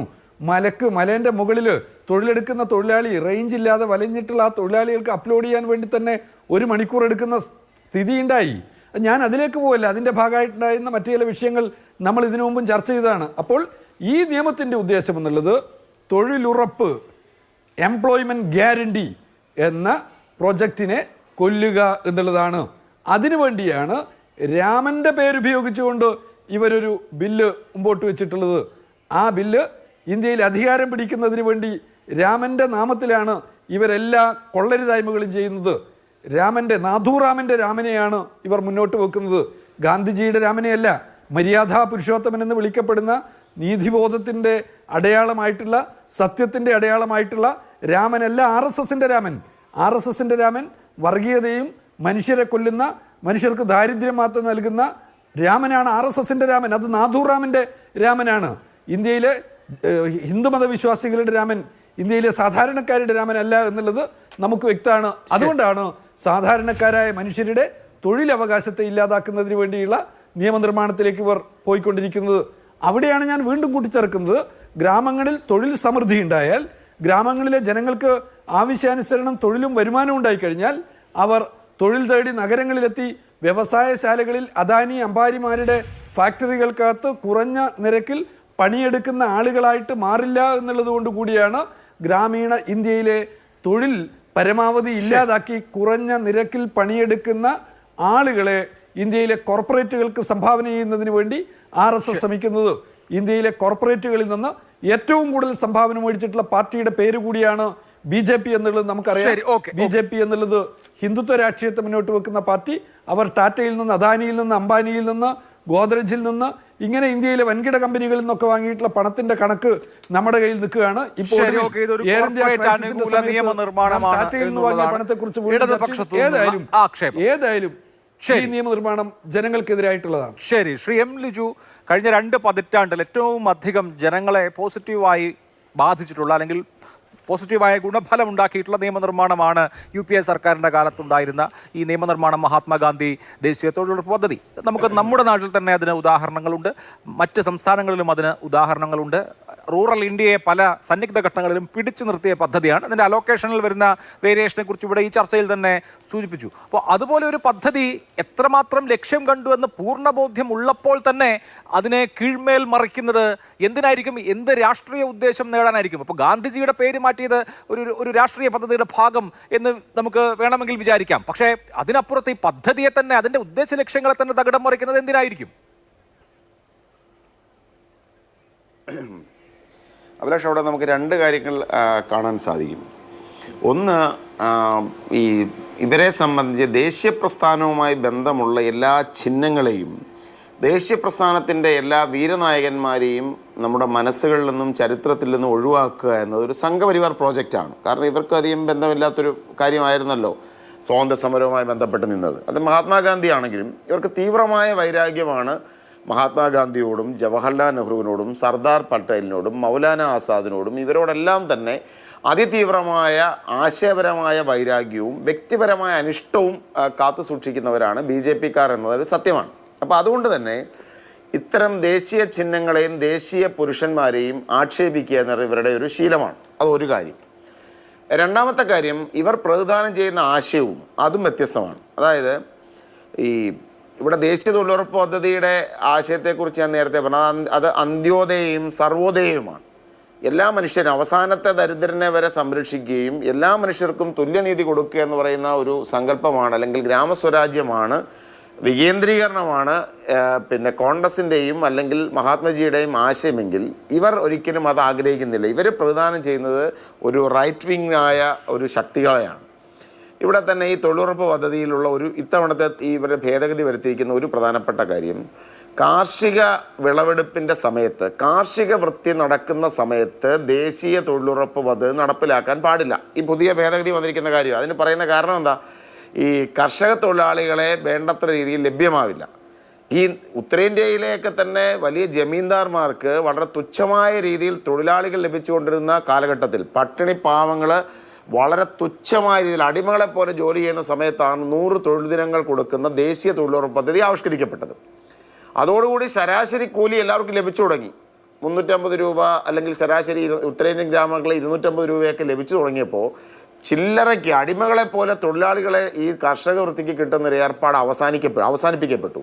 അവർ മാന്യമായ തൊഴിൽ വരുമാനം ഉറപ്പാക്കപ്പെട്ടു. അപ്പോൾ ഇപ്പോൾ പറഞ്ഞിരിക്കുകയാണ്, കാർഷിക വൃത്തി നടക്കുന്ന സമയത്ത് ഈ തൊഴിലുറപ്പ് പദ്ധതി നടപ്പിലാക്കാൻ പാടില്ല എന്ന് പറഞ്ഞാൽ ജമീന്ദാർമാർക്ക് അല്ലെങ്കിൽ ഇവിടുത്തെ വൻകിട കോർപ്പറേറ്റ് കമ്പനികൾക്ക്, ഇപ്പം കൃഷിയൊക്കെ തന്നെ പൂർണ്ണമായും അത്തരത്തിലാണല്ലോ അവർ ഏറ്റെടുത്തു തുടങ്ങിയത്. ഫുഡ് സെക്യൂരിറ്റി ഇപ്പം നടപ്പിലാക്കിക്കൊണ്ടിരിക്കുന്ന ദേശീയ നിയമങ്ങൾ, കാർഷിക നിയമങ്ങളുടെയൊക്കെ അടിസ്ഥാനം തന്നെ വൻകിട കോർപ്പറേറ്റ് കമ്പനികൾ കാർഷിക മേഖലയിലേക്ക് കടന്നു ചെല്ലുക എന്നുള്ളതാണ്. അപ്പോൾ തുച്ഛമായ രീതിയിൽ ഈ കൂലിക്ക് ഈ പാവങ്ങളെ ലഭിക്കണം. തൊഴിലുറപ്പ് പദ്ധതിക്ക് ആ സമയത്ത് പോകരുത്. ഇവർ കൊടുക്കുന്ന തുച്ഛമായ കൂലിക്ക് വൻകിട കാർഷിക ഭൂവുടമകൾക്ക്, ഇവർ പ്രദാനം ചെയ്യുന്നൊരു വിഭാഗത്തിന് ഈ ആളുകളെ ലഭിക്കണം. അങ്ങനെ ഒരു ലക്ഷ്യം ഇതിൻ്റെ പിന്നിലുണ്ട്. അപ്പോൾ അതുകൊണ്ടല്ലേ ഇങ്ങനെ ഒരു തീരുമാനം ഉണ്ടാകുന്നത്. കാർഷിക വൃത്തി നടക്കുന്ന സമയത്ത് തൊഴിലുറപ്പ് പദ്ധതി വേണ്ട എന്ന് പറഞ്ഞു കഴിഞ്ഞാൽ ആ സമയത്ത് തൊഴിലാളികൾ ഇങ്ങോട്ട് പൊക്കോണം, തൊഴിലുറപ്പ് പദ്ധതിക്ക് പോയി മിനിമം കൂലി വാങ്ങരുതെന്ന് പറയുന്നതിൻ്റെ കാരണം അതല്ലേ. അപ്പോൾ രണ്ട് കാര്യങ്ങൾ, ഒന്ന് ദേശീയ പ്രസ്ഥാനത്തെയും ദേശീയ പ്രസ്ഥാനം പ്രദാനം ചെയ്ത ഇന്ത്യയുടെ മൂല്യങ്ങളെയും അതിൻ്റെ നാഷണൽ ഹീറോസിനെയും ഇവർ തമസ്കരിക്കാൻ ആഗ്രഹിക്കുന്നു. രണ്ട്, ഇവരുടെ സാമ്പത്തിക താല്പര്യങ്ങൾ ഈ രാജ്യത്തെ സാധാരണക്കാരനും പാവപ്പെട്ടവനെയും അനുകൂലിക്കുന്നതല്ല. അവർ പ്രദാനം ചെയ്യുന്നത് വൻകിട ഭൂവുടമകളെ, വൻകിട കോർപ്പറേറ്റുകളെയാണ്, അല്ലെങ്കിൽ അവരുടെ താല്പര്യങ്ങളെയാണ്. ഇതാണ് തമ്മിലുള്ള വ്യത്യാസം. അത് നടപ്പിലാക്കാൻ വേണ്ടിയാണ് ഇങ്ങനെയുള്ള മാറ്റങ്ങൾ ഉണ്ടാക്കിക്കൊണ്ടിരിക്കുന്നത്. ശരി, അതിനുള്ള മറുപടി ശ്രീകാന്ത് ഇവിടെ സൂചിപ്പിച്ചതുപോലെ, ഇവിടെ ശരിയായി സൂചിപ്പിച്ചതുപോലെ, കാർഷിക വിളവെടുപ്പ് സമയത്ത് തൊഴിലുറപ്പ് പദ്ധതി പറ്റില്ല എന്ന് പറയുമ്പോൾ ആ ആരോപണം ശരിവെക്കപ്പെടുകയാണ്. കർഷക ജോലികൾക്ക് ആളെ കിട്ടുന്നില്ല, തൊഴിലുറപ്പിന് ആളുകൾ പോയി കഴിഞ്ഞാൽ ഈ പണിയെടുക്കാൻ ആളെ കിട്ടുന്നില്ല, അതുകൊണ്ട് തൊഴിലുറപ്പ് പദ്ധതി ആ സമയത്ത് പാടില്ല എന്ന് പറയുന്നതിൻ്റെ ആ ഒരു ക്രൂരത ഒന്ന് ആലോചിച്ച് നോക്കൂ. അപ്പോൾ ഇതിനേക്കാൾ കുറഞ്ഞ തുകയ്ക്ക് തൊഴിലാളികളെ വേണം ആട്ടിത്തെളിച്ച് കൊണ്ടുപോകാൻ എന്നുള്ളത് കൊണ്ടാവുമല്ലോ. പിന്നെ ഈ 125 തൊഴിൽ ദിനങ്ങളുടെ കാര്യം താങ്കൾ സൂചിപ്പിച്ചു. നോക്കൂ, നേരത്തെ തൊഴിൽ കൊടുക്കുക, 100 ദിവസത്തെ തൊഴിൽ എന്നുള്ളത് ഉറപ്പായിട്ടും കൊടുക്കണമായിരുന്നു. ഇപ്പോൾ തൊഴിലുണ്ട് എങ്കിൽ ബജറ്ററി അലോക്കേഷൻ ഉണ്ടല്ലോ, ഗവൺമെൻറ് പണം കണ്ടിട്ടുണ്ട്, ആ പണത്തിന് അനുസൃതമായ തൊഴിൽ അത്രേ പറ്റൂ. ഇനി അതിൽ കൂടുതലാണ് ആവുന്നത് എങ്കിൽ സംസ്ഥാനങ്ങൾ മുടക്കണം ബാക്കി പൈസ. 40% സംസ്ഥാനങ്ങൾ ഇതിൻ്റെ നോക്കൂ, ഗുണഭോക്താക്കൾ കൊടുക്കുന്ന പണത്തിൻ്റെ 40% സംസ്ഥാനങ്ങൾ വഹിക്കണം. എങ്ങനെയായിരുന്നോ ഈ പദ്ധതി വിഭാവനം ചെയ്തിരുന്നത്? അതിനെ സമ്പൂർണ്ണമായി അട്ടിമറിക്കുകയാണെന്ന് പറയുന്നത് ഇതുകൊണ്ടാണ്. ഞാൻ പറഞ്ഞോളൂ ശ്രീ അഭിലാഷ്, ഞാൻ താങ്കളുടെ ഈ ചോദ്യത്തിന് വരുന്നതിന് മുമ്പ് നേരത്തെ CPM-ൻ്റെ പ്രതിനിധി ഉന്നയിച്ച ആരോപണത്തിന് മറുപടി പറയാം. ഞാനൊരു കണക്ക് പറയാം. ഞാൻ കണക്ക് പഠിച്ചിട്ടുണ്ടോ ഇല്ലേ എന്നുള്ളത് പ്രേക്ഷകർ മനസ്സിലാക്കട്ടെ. അല്ലെങ്കിൽ ശ്രീ ശിവദാസ് MP-യെ ഞാൻ വെല്ലുവിളിക്കുന്നുണ്ട് ഈ കാര്യത്തിൽ പ്രത്യേകമായിട്ടുള്ളൊരു ഡിബേറ്റ് നടത്തും. ഞാനൊരു കണക്ക് ഇവിടെ പറയാം. 2009-2010 UPA സർക്കാർ ഉണ്ടാകുമ്പോൾ ബജറ്റിൽ അനുവദിച്ച തുക 39,000 കോടി രൂപയാണ്. അതേ വർഷം അവിടെ ചെലവഴിച്ചത് 33,539 കോടി രൂപയാണ്. അവിടെ 5,460 കോടി രൂപ ലാപ്സായി. അങ്ങനെ വരുന്നു. ഏറ്റവും അവസാനം 2012-13 ആകെ 33,000 കോടി രൂപ മാത്രമാണ് ഈ UPA സർക്കാർ അനുവദിച്ചിട്ടുള്ളത്. അതായത് 2009-10 തങ്ങളുടെ ഏറ്റവും മികച്ച പദ്ധതിയാണ് ഇത് എന്ന് പറയുന്ന UPA സർക്കാർ ഭരിക്കുമ്പോൾ ആ 2009-10 39,000 കോടി രൂപ അനുവദിച്ചിട്ടുണ്ടെങ്കിൽ 33,000 കോടി രൂപ മാത്രമാണ് 2012-13 ഏറ്റവും അവസാന വർഷം അനുവദിച്ചിട്ടുള്ളത് UPA സർക്കാർ. ആരാണ് ഈ പദ്ധതിയെ നേരായിട്ട് കൊണ്ടുപോയത് എന്നുള്ളത് മറ്റൊരു കണക്കും കൂടി ഞാൻ അവതരിപ്പിച്ചു കഴിഞ്ഞാൽ പ്രേക്ഷകർക്ക് മനസ്സിലാകും. നമ്മുടെ നരേന്ദ്രമോദി സർക്കാർ വന്ന ശേഷം 2016-17 38,500 കോടി രൂപയാണ് അനുവദിച്ചത്. ആ വർഷം ചെലവഴിച്ചത് 48,219.05 കോടി രൂപയാണ്. അതായത് 9,719.05 കോടി രൂപ അധികം അനുവദിച്ചു. വീണ്ടും ബജറ്റ് അലോക്കേഷനേക്കാളും UPA സർക്കാരിൽ നിന്ന് വ്യത്യസ്തമായിട്ടാണ്. ബജറ്റ് അലോക്കേഷൻ്റെ ലാപ്സ് ആവുന്നതല്ല. ബജറ്റ് അലോക്കേഷൻ ഫലപ്രദമായിട്ട് പദ്ധതി നടപ്പിലാക്കിയത് കൊണ്ട് കൂടുതൽ പണം അനുവദിക്കേണ്ടി വന്നു. അത് അനുവദിച്ചു. അങ്ങനെ വരുന്നു. ഏറ്റവും ക്ലാസിക് ആയിട്ടുള്ള ഉദാഹരണം 2020-21 കൊറോണ സമയത്ത് 61,500 കോടി രൂപയാണ് ബജറ്റ് അലോക്കേഷൻ. അവിടെ 1,11,117 കോടി രൂപ ചെലവഴിച്ചു. 49,970 കോടി രൂപയാണ് അധികമായിട്ട് ചെലവഴിച്ചത്. ആയിട്ടില്ല, നിൽക്കട്ടെ. അതിനുശേഷം 73,000 കോടി രൂപയാണ് പിന്നെ ബജറ്റ് അലോക്കേഷൻ 21-22. ആ വർഷം 98,467 രൂപ ചെലവഴിച്ചു എന്ന് വെച്ചാൽ 25,467.85 കോടി രൂപ അധികമാണ്. അതേപോലെ പോകുന്നു. അതിന് തൊട്ടടുത്ത വർഷവും ശ്രീ ശിവദാസ്, ഞാൻ ക്ലാരിഫൈ ചെയ്യാം. താങ്കൾ പറഞ്ഞത് വസ്തുതാവിരുദ്ധമാണ്. 98,467 ബജറ്റ് അലോക്കേഷൻ അല്ല. അവിടെ ബജറ്റ് അലോക്കേഷന് ശേഷം കൂടുതലായിട്ട് ചെലവ് വന്നത് ലേബർ ബജറ്റ് വന്നു അവിടെ അനുവദിച്ചു കൊടുത്തിട്ടുള്ള റിവൈസ് ആയിട്ടുള്ള പണമാണ്. അതിനുശേഷമാണ് 76,000 കോടി 2024-25 കൊടുത്തത്. ആ വർഷം അതിനേക്കാൾ കൂടുതൽ ചിലവ് വന്നിട്ടുണ്ട്, അത്ര കൊടുത്തിട്ടുണ്ട്. ഓരോ വർഷവും ബജറ്റ് അലോക്കേഷൻ എന്ന് പറയുന്നത് ലേബർ ബജറ്റിൻ്റെ അടിസ്ഥാനത്തിലാണ്. ആ ലേബർ ബജറ്റ് എല്ലാ സംസ്ഥാനങ്ങളും, സെൻട്രൽ ഗവൺമെൻറ് അല്ല, നരേന്ദ്രമോദി സർക്കാർ അല്ല അനുവദിക്കുക. ലേബർ ബജറ്റ് സംസ്ഥാന സർക്കാരിൻ്റെ ശുപാർശ അനുസരിച്ച് വരുന്ന പദ്ധതികളാണ്. അത് മാനദണ്ഡങ്ങളനുസരിച്ച് അനുവദിച്ചു കൊടുക്കുകയാണ്. അത് കാലാകാലങ്ങളായി അതിന് അവലോകനം നടക്കും. കൂടുതൽ പണം വേണമെങ്കിൽ കൂടുതൽ പണം അനുവദിക്കുന്ന രീതിയാണുള്ളത്. അത് ഇന്നുവരെ പിന്തുടർന്നിട്ടുണ്ട്. ഞാൻ ഈ പ്ലാറ്റ്ഫോമിൽ വീണ്ടും പറയുകയാണ്, ഈ വർഷവും അതുപോലെയാണ് ചെയ്തിട്ടുള്ളത്. ഓരോ ദിവസവും എത്രയാണ് പണം ചെലവഴിച്ച് എന്നുള്ളത് പബ്ലിക് ഡൊമൈനിൽ ലഭ്യമാണ്. അതൊന്നും സീക്രട്ട് ആയിട്ടുള്ളതല്ല. അതുകൊണ്ട് ഏറ്റവും ഫലപ്രദമായിട്ട് ഈ തൊഴിലുറപ്പ് പദ്ധതിയെ നടപ്പിലാക്കിയിട്ടുള്ളൊരു സർക്കാർ നരേന്ദ്രമോദി സർക്കാരാണ്. ഇനി താങ്കൾ ചോദിച്ച ചോദ്യത്തിലേക്ക് വരാം. താങ്കൾ ചോദിച്ചത് ഇതിൽ രാഷ്ട്രീയമായിട്ട് വളരെ ദൗർഭാഗ്യകരമായിട്ടുള്ളത് മഹാത്മാഗാന്ധിയുടെ കാര്യത്തിൽ ഇതിനെ ചുരുക്കി കാണുകയോ അല്ലെങ്കിൽ അദ്ദേഹത്തെ നിന്ദിച്ചതായിട്ട് പറയുന്നതാണ് ഏറ്റവും വലിയ ഒരു രാഷ്ട്രീയ കാപട്യം BJPക്കെതിരായിട്ടൊരു ആയുധമാക്കിയിട്ട് ഉപയോഗിക്കുകയാണ്. ഞാൻ ചോദിക്കട്ടെ, ഞാൻ നേരത്തെ ശ്രീ ലിജു ചോദിക്കുമ്പോൾ ഞാൻ ചോദിച്ചിട്ടുണ്ട്, ഇവിടെ മഹാത്മാഗാന്ധിയോട് സ്നേഹമുണ്ടെങ്കിൽ മഹാത്മാഗാന്ധിയുടെ പേരിൽ ഒരു യൂണിവേഴ്സിറ്റി അല്ല ആദ്യം തുടങ്ങിയിട്ടുള്ളത്. ആ യൂണിവേഴ്സിറ്റി തുടങ്ങിയിട്ടുള്ളത് നെഹ്റുവിൻ്റെ പേരിലാണ്. നെഹ്റുവിൻ്റെ മകളായിട്ടുള്ള ഇന്ദിരാഗാന്ധി അധികാരത്തിൽ വന്ന ശേഷം ആദ്യം ചെയ്തത് നെഹ്റുവിൻ്റെ പേരിലൊരു യൂണിവേഴ്സിറ്റി JNU തുടങ്ങിയത് മഹാത്മാഗാന്ധിയുടെ പേരിലല്ല. മഹാത്മാഗാന്ധിയോട് മഹാത്മാഗാന്ധിയുടെ പേര് മാത്രമാണ് വേണ്ടത്. മഹാത്മാഗാന്ധിയുടെ പേരിൽ എത്രയോ ഇൻസ്റ്റിറ്റ്യൂഷൻസ് നമ്മുടെ നാട്ടിലുണ്ട്. ഞാൻ പറയട്ടെ, അല്ല, ഇപ്പൊ താങ്കൾ കോൺഗ്രസിനോട് ചോദിക്കുന്നു, നിങ്ങൾ അധികാരത്തിൽ ഇരുന്ന സമയത്ത് ആദ്യം മഹാത്മാഗാന്ധിയുടെ പേരിൽ എന്ത് പ്രോജക്റ്റുകൾ തുടങ്ങി എന്ന് താങ്കൾ ചോദിച്ചല്ലോ. ഓക്കെ, വേണമെങ്കിൽ അതിന് ഉത്തരമായിട്ട് മഹാത്മാഗാന്ധി ദേശീയ തൊഴിലുറപ്പ് പദ്ധതി എന്ന് തന്നെ അത് ഉത്തരം പറയാതല്ലാതെ ഉണ്ട്. പറയാം. അല്ല, എനിക്ക് അങ്ങനെ ഒരു ചോദ്യമുണ്ട്. അഭിലാഷ്, താങ്കളുടെ ചാനൽ അടക്കം വളരെ വിശദമായിട്ട് പ്രസിദ്ധീകരിച്ച ഒരു പദ്ധതിയുണ്ട്. സബർമതിയിലെ മഹാത്മാഗാന്ധിയുടെ സബർമതി ആശ്രമം 1200 കോടി രൂപയുടെ പദ്ധതിയാണ് നരേന്ദ്രമോദി സർക്കാർ നടപ്പിലാക്കിയിട്ടുള്ളത്. അവിടെ വികസനത്തിന് വേണ്ടി റീഡെവലപ്മെന്റിന് വേണ്ടിയിട്ട് 1200 കോടി രൂപ തകർക്കുന്ന വിധത്തിൽ അത് ഒരു കൺവെൻഷൻ സെന്റർ പോലെ ആക്കി. അങ്ങനെ അല്ലല്ല, നരേന്ദ്രമോദി 2024 1200 കോടി രൂപയുടെ സബർമതി ആശ്രമം ചെയ്യുന്ന 1200 കോടി രൂപയുടെ 1200 കോടി രൂപയുടെ പദ്ധതിയാണ് നരേന്ദ്രമോദിജി പ്രഖ്യാപിക്കുകയും അദ്ദേഹം തന്നെ ഉദ്ഘാടനം ചെയ്യും. അതെന്നുവെച്ചാൽ പ്രഖ്യാപിച്ച സമയത്തിന്റെ കാര്യം നടപ്പിലാക്കിയിട്ടുള്ളത്. അങ്ങനെ എത്ര മഹാത്മാഗാന്ധിയുടെ 150ാം വാർഷികത്തിൽ ആകെ ആഘോഷിച്ച ഒരൊറ്റ സർക്കാരേ ഉള്ളൂ, അത് നരേന്ദ്രമോദി സർക്കാർ. നമ്മൾ കാണാതെ പോകരുത്. ഈ വിഷയത്തിൽ അഭിപ്രായങ്ങൾ റേഡിയോ പോലെ പറയുന്നത് മാത്രമാകല്ലേ. ഞാൻ ഈ ഗ്രോക്കിനോട് പറയാൻ അനുവദിക്കുന്നില്ലല്ലോ. നരേന്ദ്രമോദി അധികാരത്തിൽ വന്നതിന് ശേഷം ഉള്ള പദ്ധതികളെ കുറിച്ച് ഞാൻ ആർട്ടിഫിഷ്യൽ ഇന്റലിജൻസിനോട് ചോദിച്ചു. അപ്പൊ അവരെല്ലാ പദ്ധതികളുടെയും പേര് പറഞ്ഞു. ഞാൻ വായിച്ചു തരാം, അപ്പൊ അങ്ങേക്ക് മനസ്സിലാവും. പ്രധാനമന്ത്രി ജൻധൻ യോജന, പ്രധാനമന്ത്രി ജീവൻ ജ്യോതി ഭീമ യോജന, പ്രധാനമന്ത്രി സുരക്ഷാ ഭീമ യോജന.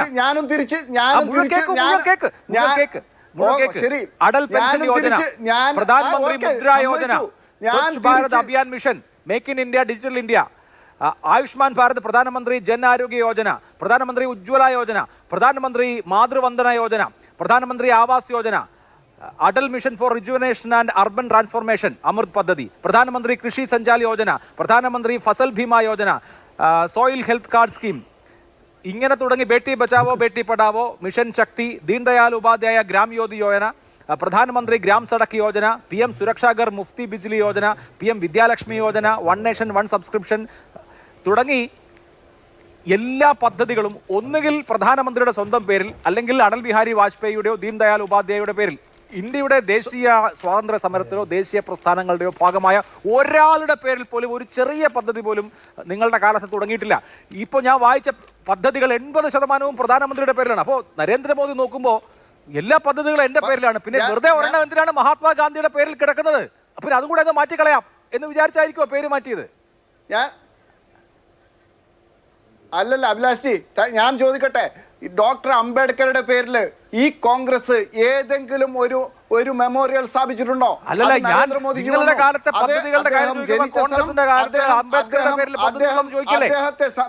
നിങ്ങളുടെ 2014 മുതലുള്ള വിവിധ കേന്ദ്ര സർക്കാർ പദ്ധതികളാണ് ഞാനിപ്പോൾ വായിച്ചത്. അല്ലല്ല, താങ്കൾ കോൺഗ്രസിന്റെ ശ്രീ അഭിലാഷ്, താങ്കൾ കോൺഗ്രസിന്റെ വക്താവല്ലേ? ഞാൻ ചോദിക്കുന്നത്, ഇവിടെ 450-നേക്കാൾ കൂടുതൽ പദ്ധതികൾ അല്ലെങ്കിൽ സ്ഥാപനങ്ങൾ നെഹ്റു കുടുംബവുമായി ബന്ധപ്പെട്ടിട്ടുണ്ട്. അതേ സമയത്ത് ഗാന്ധിജിയുടെ പേരിൽ എത്രയുണ്ട് ഈ കോൺഗ്രസ് ഭരിക്കുമ്പോൾ?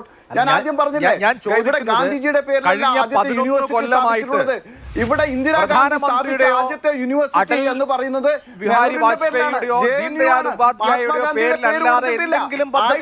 ആയിട്ടില്ല. അംബേദ്കറോ ഏത് ദേശീയ നേതാവോ ആവട്ടെ, ഏതെങ്കിലും ഒരു ദേശീയ നേതാവിന്റെ പേരിൽ എന്തെങ്കിലും പദ്ധതി ഉണ്ടോ? പ്രധാനമന്ത്രിയുടെ പേരിലാണ് ഏറ്റവും കുറഞ്ഞത് സ്റ്റേഡിയം വരെ പറയാൻ അനുവദിക്കണം. ഏറ്റവും വലിയ സ്റ്റേഡിയം രാജ്യത്തുണ്ടാക്കിയപ്പോ അതിനും പ്രധാനമന്ത്രിയുടെ പേരാണ്. ഗാന്ധിജി എന്ന് പറയുന്നത് ഗാന്ധിജിയുടെ പേര് രാഹുൽ ഗാന്ധിയെ പോലെ ആകരുത്. ഗാന്ധിജിയുടെ പേര് നിങ്ങൾക്ക് ഒരു ബാധ്യതയാവുന്നു. അതാണ് പ്രശ്നം. ചോദ്യം ചോദിക്കുക, ഉത്തരം കേൾക്കാതെ പോവുക എന്നുള്ളതല്ല. ആ രാഹുൽ ഗാന്ധിയെ പോലെ ആകരുത്. ചോദ്യം ചോദിച്ചാൽ അവസരം തരണം, ഉത്തരം കേൾക്കാനുള്ള ക്ഷമയും സമയം വേണം. അല്ല, താങ്കളാണ് കഴിഞ്ഞ 10 മിനിറ്റായി സംസാരിക്കുന്നത്. ഞാൻ ഇടപെട്ട ഇടയ്ക്ക് ചില ചോദ്യങ്ങൾ ചോദിക്കുന്നതേ ഉള്ളൂ. ശരി, ശിവദാസൻ എന്താ പറയാനുണ്ട് പറഞ്ഞോളൂ. ഞാൻ പറയാം. അഭിലാഷേ അല്ല, ഞാൻ എന്നോട് ചോദിച്ച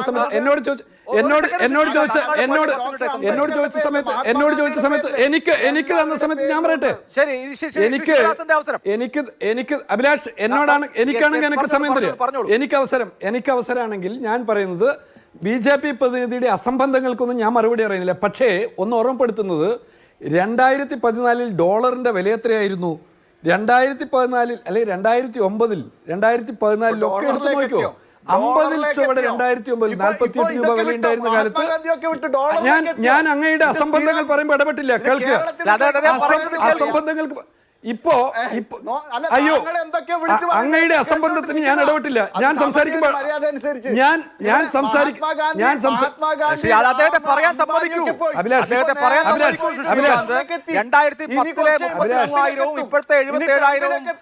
തമ്മിലുള്ള മൂല്യത്തിന്റെ താരതമ്യമാണല്ലോ അവിടെ. ശിവദാസന്റെ അവസരം. ശ്രീകാന്ത് അദ്ദേഹത്തിന്റെ ഓഡിയോ ശ്രീകാന്ത് ശിവദാസൻ പറയും. അല്ല അഭിലാഷ് അസംബന്ധങ്ങൾ പറയുമ്പോൾ ഞാൻ കേട്ടിരുന്നു. ഞാൻ പറഞ്ഞ എന്താണ്, 2009 2014 ഡോളറിന്റെ വില എത്രയാണ്? ഇപ്പോൾ ഇന്ത്യ ചരിത്രത്തിലെ ഏറ്റവും കുറഞ്ഞ നിരക്കിലേക്ക്, ഏറ്റവും ഡോളർ വിനിമയത്തിൽ ഏറ്റവും ദയനീയമായ സ്ഥിതിയിലാണ് ഇന്ത്യൻ രൂപ. 2014 ഒരു പവൻ സ്വർണത്തിന്റെ വില എന്നുള്ളത് 20,000 ചുവടെയാണ്. ഇപ്പോഴത് 1 ലക്ഷത്തിന് മുട്ടി നിൽക്കുകയാണ്. 2014 നാം ഓർമ്മിക്കുക, 2008 2014 എണ്ണയുടെ വില എത്രയായിരുന്നു, പെട്രോളിൻ്റെ വില എത്രയായിരുന്നു, ഇപ്പോഴെത്രയാണ്? എന്നിട്ട് ഞാൻ കണക്ക് വെച്ച് പറഞ്ഞു, 2024-25 വർഷത്തിൽ ചെലവഴിച്ച മൊത്തം തുകയേക്കാൾ കുറവാണ് 2024 ചെലവഴിച്ചത്. അതിനേക്കാൾ കുറവാണ് 9 വർഷം ചെലവഴിച്ചത്. ഇതൊക്കെ ഞാൻ കണക്ക് വെച്ച് പറഞ്ഞ കാര്യങ്ങൾ. ഇനി എന്താണ് രണ്ടാമത്തത്? നമ്മുടെ ഏറ്റവും പ്രധാനപ്പെട്ട കോർ ഏരിയ ഏതാണ്? തൊഴിലുറപ്പ് പദ്ധതിയിലെ തൊഴിലുറപ്പ് എന്ന ആശയം ഇല്ലാതാവുന്നു എന്നുള്ളതാണ്. 2, സംസ്ഥാന സർക്കാരുകളുടെ മുകളിലേക്ക് തൊഴിലുറപ്പ് പദ്ധതിയുടെ ഭാഗമായി ഭാരം അടിച്ചേൽപ്പിക്കുന്നു എന്നുള്ളത്. 3, തൊഴിലുറപ്പ് പദ്ധതിയുടെ ഭാഗമായി 100 ദിനങ്ങൾ തൊഴിലാളികൾക്ക് തൊഴിൽ ഉറപ്പുണ്ടായിരുന്നെങ്കിൽ ഇപ്പോൾ തൊഴിലുറപ്പില്ലാതാകുന്നു എന്നുള്ളത് മാത്രമല്ല, ബജറ്റ് വിഹിതം എന്ന അർത്ഥത്തിലോ സെൻട്രലി സ്പോൺസേഡ് സ്കീം എന്ന അർത്ഥത്തിലോ അത് 75 ദിവസത്തിൽ ചുവടെ മാത്രമാണ് ഉണ്ടാകുക. 3, വിളവെടുപ്പ് കാലത്ത് 60 ദിവസം എന്ന് പറഞ്ഞാൽ 2 മാസക്കാലം തൊഴിലാളികൾക്ക് ഒരു തരത്തിലും ഈ പദ്ധതിയുടെ റാംജി പദ്ധതിയുടെ ഭാഗമായിട്ട് തൊഴിൽ നൽകില്ല. ഈ കാര്യങ്ങൾ ഈ വരാനിരിക്കുന്ന ബില്ലിനകത്ത്, ഇപ്പോൾ ലോക്സഭയിൽ ഇൻട്രൊഡ്യൂസ് ചെയ്തിട്ടുള്ള ബില്ലിനകത്ത് കൃത്യമായി പറഞ്ഞിരിക്കുന്നു. ഇതിനെക്കുറിച്ച് BJPയുടെ പ്രതിനിധി എന്തെങ്കിലും ഒരു മറുപടി പറഞ്ഞോ? മറുപടി പറയാനാവില്ല. കാരണം വസ്തുതകൾ അത്രമേൽ മുഴച്ചു നിൽക്കുന്നതാണ്. അത് എത്രമേൽ പറഞ്ഞാലും അവർക്ക് തള്ളിക്കളയാൻ പറ്റാത്തതാണ്. അതുകൊണ്ടാണ് അവർ വിഷയത്തിൽ നിന്ന് മാറി സംസാരിക്കാനും ഇൻസ്റ്റിറ്റ്യൂട്ടുകളുടെ എണ്ണം എടുക്കാനും മറ്റുമൊക്കെ ആയിട്ട് കണഞ്ഞ് പരിശ്രമിക്കുന്നത്. ഇവിടെ കൃത്യമാണ്, ഈ പദ്ധതിയെ അവർക്ക് കൊല്ലണം. അതിനുവേണ്ടി ആസൂത്രണം ചെയ്യപ്പെട്ട കാര്യങ്ങളാണ്. തദ്ദേശ സ്വയംഭരണ സ്ഥാപനങ്ങൾക്ക് അവർക്ക് നിശ്ചയിച്ച പദ്ധതികൾ നടപ്പിലാക്കാൻ പറ്റുമായിരുന്ന ഇന്നലത്തെ സ്ഥിതി അത് BJP സർക്കാരാണ് ഉത്തരവിലൂടെ ഇല്ലാതാക്കിയത്. എന്ന് പറഞ്ഞാൽ ഈ തൊഴിലുറപ്പ് പദ്ധതിയെ കൊല്ലുന്നതിന് വേണ്ടിയുള്ള ആരംഭം അവർ നേരത്തെ തുടങ്ങിയിരുന്നു. അങ്ങനെ 20 പദ്ധതികൾ മാത്രമായി നിജപ്പെടുത്തപ്പെട്ടു. അങ്ങനെ നിജപ്പെടുത്തപ്പെട്ടപ്പോൾ നമ്മുടെ നാട്ടിലെ പല പ്രൊജക്റ്റുകളും മുടങ്ങി. അഭിലാഷ് പോകുന്ന വഴിയിലും BJPയുടെ പ്രതിനിധി പോകുന്ന വഴിയിലും കോൺഗ്രസ് പ്രതിനിധി പോകുന്ന വഴിയിലും ഞാൻ പോകുന്ന വഴിയിലുമെല്ലാം തൊഴിലുറപ്പ് പദ്ധതിയുടെ ഭാഗമായിട്ട് നടന്നിട്ടുള്ള നിരവധി വികസന പ്രവർത്തനങ്ങൾ, അധ്വാനിക്കുന്ന തൊഴിലാളികളുടെ നിരവധിയായിട്ടുള്ള നിർമ്മിതികൾ നമുക്ക് കാണാൻ കഴിയുന്നതാണ്. പക്ഷേ അതില്ലാതാവാൻ പോകുന്നു. ഗ്യാരണ്ടി എന്ന പദത്തിൻ്റെ അർത്ഥം BJPക്കാർക്കും അറിയുമെന്നാണ് ഞാൻ കരുതുന്നത്. അപ്പോൾ തൊഴിലുറപ്പ് ഗ്യാരണ്ടി ഇല്ലാതാവുന്ന പദ്ധതി എന്തിനാണ് നിങ്ങൾ മുന്നോട്ട് വെച്ചിരിക്കുന്നത്? ആ ചോദ്യത്തെ, ഏറ്റവും കേന്ദ്ര ചോദ്യത്തിൽ നിന്ന് വഴിമാറിപ്പോകാതെ ഈ ചർച്ചയിലെ നമ്മുടെ ബില്ലിന്റെ മുകളിൽ ഇവർ റാംജി എന്ന പേരിൽ അവതരിപ്പിക്കുന്ന ബില്ലിന്റെ ഉദ്ദേശം എന്ത് എന്നുള്ളത് തന്നെയാണ് നമ്മളിവിടെ കൊണ്ടുവരാൻ ആഗ്രഹിക്കുന്നത്. അതുകൊണ്ട് ഒന്നുകൂടി കൂട്ടിച്ചേർക്കുന്നത്, ഈ ബില്ലിനകത്ത് തദ്ദേശ സ്വയംഭരണ സ്ഥാപനങ്ങൾക്ക് അവരുടേതായ നിലയിൽ പ്രൊജക്റ്റുകൾ ആസൂത്രണം ചെയ്യാനുള്ള അവകാശം ഇല്ലാതായിരിക്കുന്നു. അങ്ങനെയുള്ള നിരവധി പ്രശ്നങ്ങളുണ്ട്.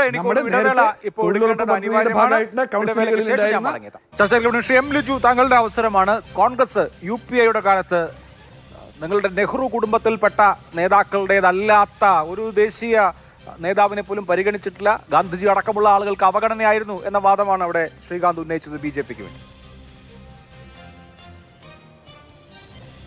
അത് വസ്തുതാവിരുദ്ധമാണെന്ന് രാജ്യത്തെ സ്ഥാപനങ്ങളുടെയും അല്ലെന്നുണ്ടെങ്കിൽ പദ്ധതികളെക്കുറിച്ചും അറിയാവുന്ന മുഴുവൻ ആളുകൾക്കും അറിയാം. ഇപ്പോൾ മഹാത്മാഗാന്ധിയെക്കുറിച്ച് നേരത്തെ സംസാരിച്ചപ്പോൾ പറഞ്ഞു, രാജ്യത്തെ ഏറ്റവും സുപ്രധാനമായ പ്രോജക്റ്റ് ഈ തൊഴിലുറപ്പ്. നമ്മൾ ചർച്ച ചെയ്യുന്ന പദ്ധതിയുടെ തന്നെ പേരെന്താണ്? Mahatma Gandhi national rural employment guarantees act. Jawaharlal Nehru എന്നല്ലല്ലോ ഇട്ടത്. കാരണം മഹാത്മാഗാന്ധിയുടെ ദർശനവുമായി ഏറ്റവും യോജിച്ച് നിൽക്കുന്ന ഒരു പദ്ധതി ആയതുകൊണ്ട് മഹാത്മാഗാന്ധിയുടെ പേര് നൽകി.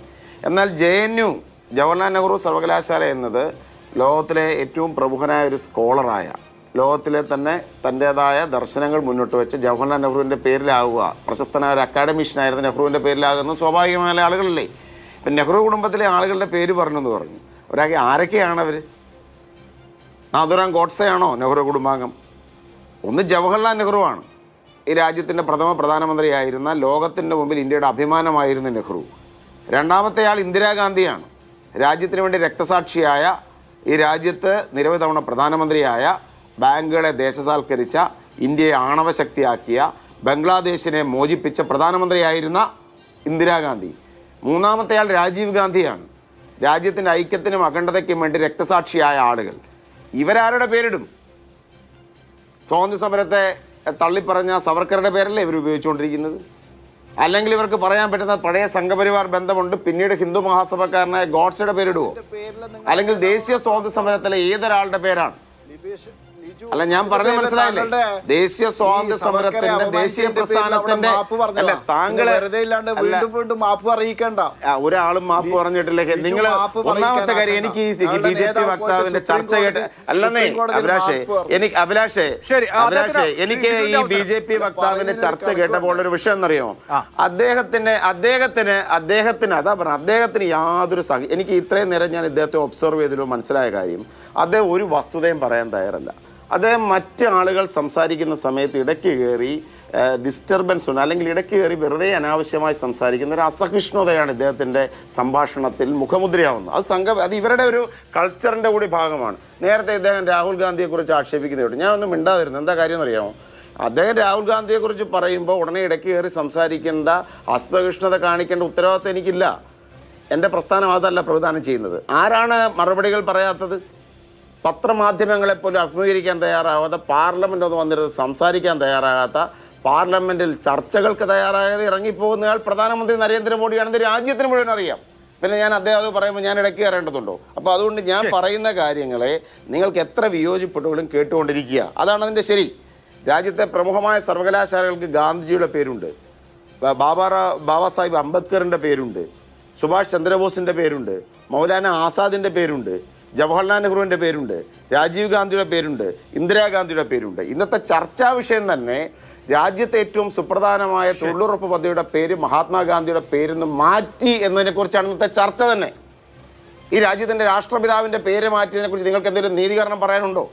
ഈ പദ്ധതിയെ അടിമുടി തകർത്ത്, ഇത് ഒരു റൈറ്റ് ബേസ്ഡായ ഒരു ഗ്യാരണ്ടീസ് ആക്ടിനെ തകർത്ത് ഈ രാജ്യത്തെ മുതലാളിമാർക്ക്, വൻകിട ഭൂവുടമകളുടെ ഔദാര്യത്തിന് ഈ നാട്ടിലെ തൊഴിലാളികളെ വിട്ടുകൊടുത്ത നിങ്ങളുടെ നടപടിയെക്കുറിച്ചാണ് ഇന്നിവിടെ ചർച്ച ചെയ്യുന്നത്. അതിന് പകരം ഉടനെ ഇതൊക്കെ പറഞ്ഞ് എന്തൊക്കെയോ പറഞ്ഞ് ഇതിനെ മെറിറ്റോറിയസ് ആയി സംസാരിക്കാതിരിക്കുന്നതിനോട് എനിക്ക് മറുപടി പറയേണ്ട ഒരു കാര്യം എനിക്കില്ല. ഓക്കെ, വ്യക്തമാണ്. എനിക്ക് അവസാനമായി നമ്മൾ അവസാനിപ്പിക്കുന്നതിന് മുമ്പ് ഇപ്പോൾ ശ്രീ വി ശിവദാസൻ അദ്ദേഹം പാർലമെന്റിൽ ചോദിച്ച റൂറൽ ഡെവലപ്മെന്റ് സഹമന്ത്രി കമലേഷ് പസ്വാൻ മറുപടി പറഞ്ഞ പാർലമെന്ററി ചോദ്യോത്തരവുണ്ട്. അതിൽ ഈ തൊഴിലുറപ്പ് പദ്ധതിയുടെ 2021 മുതൽ 25 വരെയുള്ള സ്റ്റാറ്റസ് ഉണ്ട്. അതിൽ ബഡ്ജറ്ററി എസ്റ്റിമേറ്റ് ഉണ്ട്, റിവൈസ്ഡ് എസ്റ്റിമേറ്റ് ഉണ്ട്, ഫൈനൽ എസ്റ്റിമേറ്റ് ഉണ്ട്, റിലീസ് ചെയ്ത തുകയുണ്ട്. റിലീസ് ചെയ്ത തുക മാത്രം ഞാനൊന്ന് വായിക്കാം. 2020-21 അത് 1,11,171 കോടിയായിരുന്നു. തൊട്ടടുത്ത വർഷം അത് 98,468 കോടിയായി കുറഞ്ഞു. അതിനടുത്ത വർഷം 90,810 കോടിയായി കുറഞ്ഞു. അതിനും അടുത്ത വർഷം 89,268 കോടിയായി കുറഞ്ഞു. ഏറ്റവും ഒടുവിലത്തെ വർഷം, അതായത് 2024-25 അത് 85,383 കുറഞ്ഞു. റിലീസ് ചെയ്ത തുകയാണ്, അവസാനം റിലീസ് ചെയ്ത തുക. അപ്പോൾ 2021 മുതൽ 2025 വരെയുള്ള 5 വർഷത്തെ കണക്കെടുത്താൽ ക്രമാനുഗതമായി സർക്കാർ തൊഴിലുറപ്പ് പദ്ധതിക്ക് വേണ്ടി മുടക്കിയ തുക കുറയുകയായിരുന്നു. ഡിക്രീസിംഗ് ഓർഡറിലാണ്. അതൊരു വസ്തുതയാണ്. അത് കേന്ദ്ര സർക്കാരിന് രേഖയാണ്. പാർലമെന്റിൽ വെച്ച മറുപടിയാണ്. ഞാൻ അത് ഓർമ്മിപ്പിച്ചുകൊണ്ട് നമുക്ക് ചർച്ച അവസാനിപ്പിക്കാം. 3 പേർക്ക് നന്ദി. സൂപ്പർ പ്രൈം ഡേ അവസാനിച്ചു. നമസ്കാരം.